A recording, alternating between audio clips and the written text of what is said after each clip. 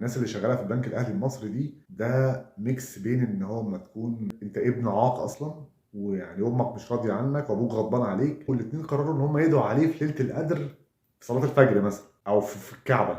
انت بتلاقي مثلا اتنين موظفين ومعاهم 700 عميل، فالراجل ده مطالب منه ان هو يخدم 350 عميل تنح، مش عميل عادي، عميل اللي هو بيجي ما بيمشيش اصلا يعني. دخلنا البنك، خدنا دور 500 وحاجه ده على الساعه 3 كده قفلوا الباب علينا، خلاص كده باب الرحمه اتقفل خلاص، محدش هيخش تاني. نزل واحد كده بسرعه، ده جلاد البنك تقريبا، ده مش تيم ليدر، ده جلاد.